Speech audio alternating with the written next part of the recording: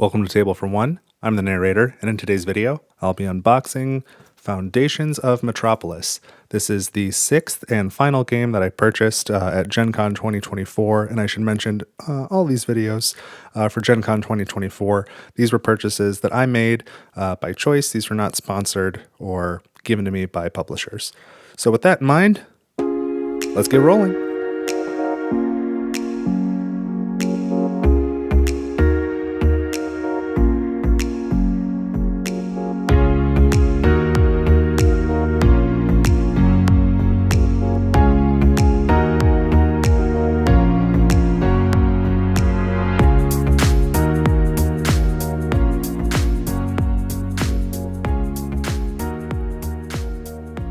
So again, I purchased 6 games at Gen Con 2024, and I have filmed unboxing videos of all of them. They're all being released at the same time, so you can go check out the others if you like. But this is video number 6.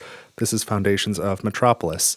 Now, my understanding of this game is that it is mostly a re-theme of a previous game called Foundations of Rome, but with more cost-effective components. I believe Foundations of Rome has a bunch of miniatures. Again, I have not done a ton of research, but this is the way I understand it as of today. I think it's got a bunch of minis that make it larger and more expensive. And so this game is a little bit more affordable. But that being said, the components that I've seen look like awesome quality. So I'm pretty excited. Now, the other piece of this is this game is 2 to 4 players as it stands today. I believe Foundations of Rome was the same when it was released, and then a solo mode came out later. So I am hoping that a solo mode will come out for this so that I can play it on this channel in the future, and just for myself in the future. So here's the rule book, fairly sizable book. But for whatever reason, this size game box, this reminds me of like just the standard Terraforming Mars box or Spirit Island box. And in my mind, this is like standard board game box size. There's a little lid lift purchasing it, but I think that's all these cardboard punch outs. So we'll take a look at that. But here's the components, game setup, how to play, scoring. That was like end of round, and then end of game, optional rules with more drafting, some info about the available pieces, and then the credits on the back. I've been looking for a while. I really liked, as a kid, SimCity 2000, and I kind of wanted something that would capture that feel, and I think this might be it. I think there's another game out there called Small Cities that seems like it's like directly based off of SimCity 2000, but this one was at the show and was significantly less expensive than getting that whole set. So let's see if we can open up these punch outs.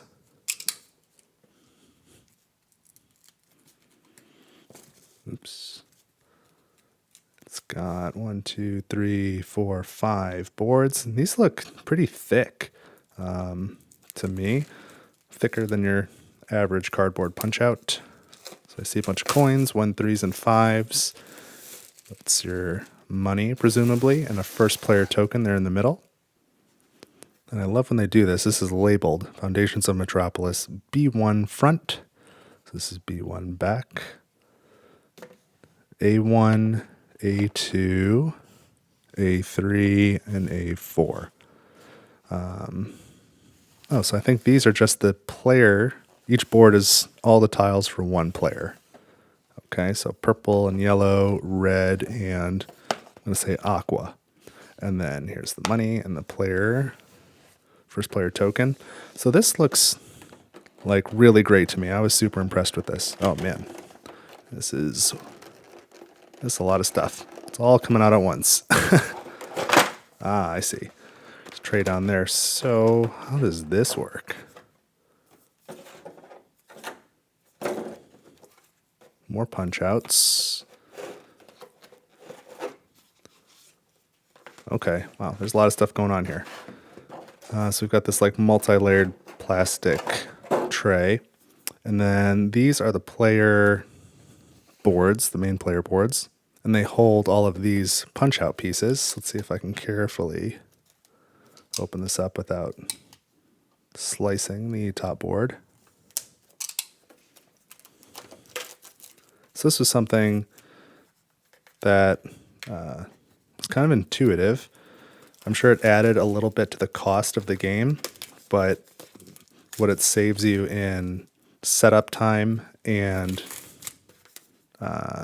just ease of use, I think makes it well worth it. And I hope more games do things like this. So these are dual layered. It's not terribly thick, but these are all slots. And so all of these punch outs fit onto specific slots. And so it tells you when you take the piece off exactly what kind of bonuses you get or what it does. So you don't have to keep looking back and forth. You've got all the information you need in front of you. But then importantly, when the game's done, you put all the pieces back on their slots, and then you know that you've got everything, and you stack them up like this and you put them away. So it's really easy when you want to play the game. You just pick the player color you want, and you take the board, and everything's laid out and ready to go. I think that's really slick. I'm a big fan of that. Now, what else do we have here? Let's make some room. We have, I'm going to call it the year board. I think you play over 3 years, just based off what I'm seeing here. A year is like a round. And then there's this marketplace. So the main playing board. Oh, interesting. So this one is A through G, 1 through 7. And this one is A through H or I, 1 through 9, probably depending on player count. I don't know if this is like 2, 3, and 4 players maybe. I'm just speculating, but the two sides of the board are different. So anyway, there's all these different lots, and then the lots become available on here with these cards, I imagine. And I forget which way it goes. I think they start more expensive, and the longer they're out there, the cheaper they get. So maybe it's not worth it to you at a certain price, but it is at a lower price. But if it's more valuable to a different player, like maybe you want to try and buy it before they can afford it, that's my understanding of how that works. And I like that sort of, I like that level of interactivity. That's pretty cool. And I think this is like a score tracker more or less, but for each player, there's a prestige tracker and a population tracker. And this is, again, multi-layer cardboard. These are pretty deep wells. So yeah, I think each player has a cube in each section and you move them up. These in each player color, these are nice thick wooden tokens. These are really chunky. That's pretty nice. It looks like they're different shapes too, which I'm guessing is for color blindness again, and that's really good. So these are small cylinders. These look like small, mostly squares. They're like a little rounded on the sides here. I don't know if you can quite tell. Yeah, a little bit rounded on two of the sides, but it makes it easy to pick up and hold. What are the other two? I'm just curious. Red seems to be hexagons, and yellow is technically octagons, I guess, but squares with cut-off corners. So maybe the rounding of these and the cut-off corners here were to differentiate. They didn't go with triangles. That would have seemed like an easy win to me, but that's okay. So anyway, so you use these pieces on this board to mark off the lots that you do own, and then depending on the configuration of adjacent lots you own, you can fit different shaped buildings on it. So if I punch a couple of these out, this one's kind of long, this one's a bigger square. There's like some single ones. So I'll take a look at that in a moment. Let's see these cards. Oh, they're wrapped in plastic. The bane of my existence. Not really. I got lots of banes. I don't know if this is the one, but boy, I sure have a hard time opening these. Okay, so it seems like it's really just one stack of cards, A1 through A9, and then B's and C's, D's, E's, and this one just picks up there. This has got F through I. Oh, and look at that. So you get to, Yeah, G says 2 or more player. Oh, okay. G6, G5, 2 or more players, 2 or more players, 2 or more players, 3 or more players, 4 players. H, all the H's are 3 or more until you get to H9 is 4 players, and then you only use the I's with 4 players. So I was correct on that. And then there's 4 reminder cards, turn guide on one side, icon guide on the other. So I'll just put those there. I guess I wonder if I want to just shuffle them up and then set the 3 and 4s aside as needed. I don't know how I would prefer to store these, in the order that they're in or what. Here's the back of the cards. It's just like the main logo. Those are nice.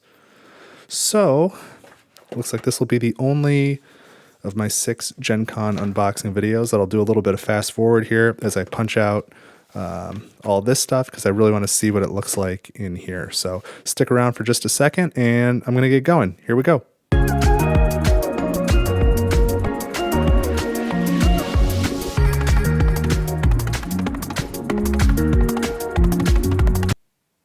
All right, so let's go over what I've got here. The first player token seems like it'll fit right there with these cubes, no problem. I put the 3s and the 5s in here with the 1s in here because the 1 is the only size that fits and there's no other components, so I don't know what else would go there. So that just makes it a little bit easier to find these things. The 1s do not fill up all the space all the way across, so you'll have a couple fall down, and that's probably fine. And then if we take a look at these, this stacked up really nice. Let's take the player boards off. So again, what I call the main board goes in the bottom here. There's, the cutout is only the size for that. And then this board fits right here. Again, there's a cutout and this board goes on top. So I really like this storage. It makes it all very clear. And then I've got the 4 player boards here. I've got to say, the first one that I did was really difficult. For as organized as everything is here, I feel like they missed an opportunity that the punch board could have been the same shape as this board, so you could have just punched them out and then put them directly over. But I had to figure out like what each piece was. Like the school looks like a factory to me, so that was hard for me to figure out that it goes in the school space. But you just have to look at the symbols. So like these 2 long pieces, this one has a 6 population and 6 populations. This must be the apartment complex. And this one has $3. That must be 3 income. So you have to find the 3 income space. And these are the same on both sides, so like they're not labeled. No, but what was difficult was there's also symbols like 5 stars, and this doesn't have 5 stars anywhere on it. So some of the information's on top. And then when you're looking at just the labels, like, I guess ignore the stars for the most part. But then this one says 1 star and 1 income, and it has 1 star, 1 income. So it's a little bit inconsistent in the iconography. So it's a little hard punching the first one and getting everything into place. But once I did, the others were simple enough. The artwork is the same. It's just the color that's different on each one. So you kind of get used to it. And then these are, dual layer little slots up here that are for holding these pieces. So that's pretty nice. But that's all in one spot. And then this cover fits right on here, and it locks just a little bit, not enough to, won't hold the weight of the whole thing. You can't lift it, but none of this is going to slide around at all. It's going to keep it all in place really nice. So that's super convenient. I like that. So let's try and put it back into here. There we go. All the pieces are nice and in place. That'll be really easy to set up. So I like that. So this seemed like a pretty hot game at Gen Con this year, which gives me some hope that it'll reach the popularity threshold where they may be willing to release a solo expansion for this. So if and when that time comes, I will get it, assuming I even like this a little bit at multiple players. And when that time comes, I'll, I guess, unbox that, and then you can see me play it on this channel. but that is Foundations of Metropolis, the sixth and final game that I purchased at Gen Con 2024. All of those unboxings are released at the same time, so if you want to watch any of the others, you can find them right now on Table for One. And then this is the part of the video where I ask you to subscribe, like, and share. You can leave a donation on my Ko-fi page, ko-fi, link in the description, and please leave some comments. I mentioned I was hoping to get sort of like a SimCity 2000 vibe from this. If there are other games that you know of that kind of give you that vibe or you think might, let me know. I would be interested to hear more about it, especially if they have solo modes. So that's what I've got for you in this video. Thank you so much for watching Table for One. I will see you next time.